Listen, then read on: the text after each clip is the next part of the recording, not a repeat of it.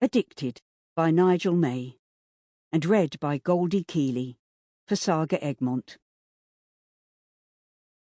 Prologue.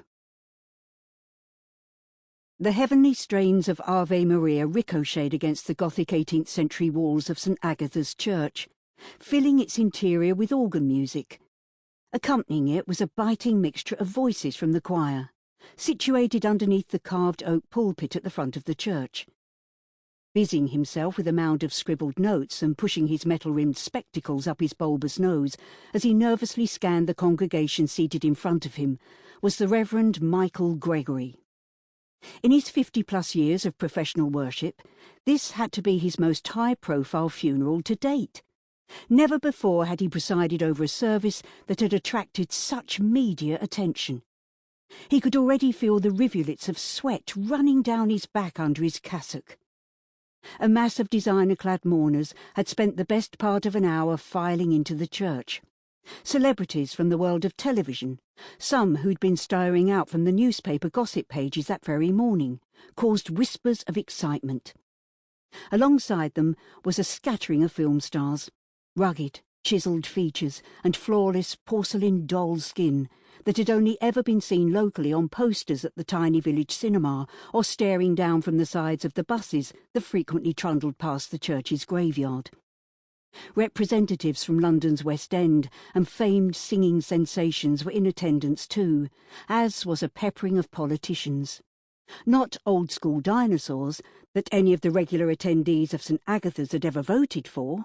No, some of those supposedly trendy ones who were more interested in being seen on some Caribbean island with a rock star buddy than putting the country back on its feet.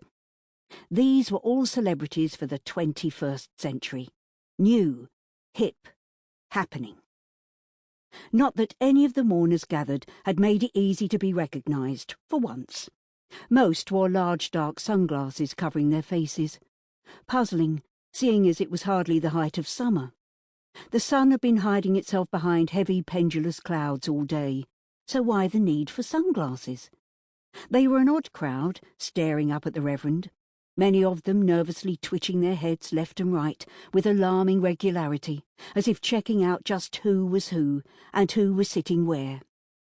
The seating plan of this particular funeral had seemingly never been so important. There had been a frenzy of hurried footsteps rushing into St Agatha's the moment the solid church doors had opened. That's what happens when segments of the service are being filmed for broadcast. Due to public interest, images would be shown on the news later that day.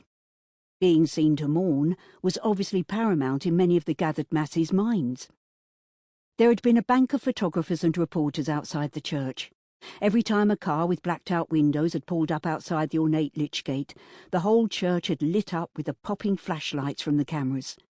The family of the deceased had been heard bemoaning that the funeral had become a bloody circus. For the locals, used to living in one of England's most green yet normally tranquil areas, the invasion of the media world was a pain in the backside. But the various names being escorted from their cars by a capped-peaked chauffeur were lapping it up, basking in the hollered screams of reporters clamouring for a decent headline-grabbing quote. From the tabloid hacks desperate for a tasty tidbit concerning the mysterious circumstances that surrounded the deceased's demise, to the fashionistas, gagging for details of what the well-dressed celebrity was wearing to funerals these days. Their constant high-volume cries sounded like deranged seagulls. Not that any species other than humans would be able to come up with such vacuous answers. "She was greatly loved, taken from us at such a crucial point in her life. I am beyond bereft, but she'll try to cope. Always a dear friend. She had so much more to give. Why is life sometimes so cruel and heartless? The pain of losing such a bright light has dimmed my very existence. It will be so hard for me to shine again. But for my angel in heaven above, I know that's exactly what she'd want me to do." Every comment, followed by a seemingly sincere face of misery and a beautifully manicured hand raised to the neckline as if clutching some imaginary string of pearls in a faux outpouring of angst and heartache.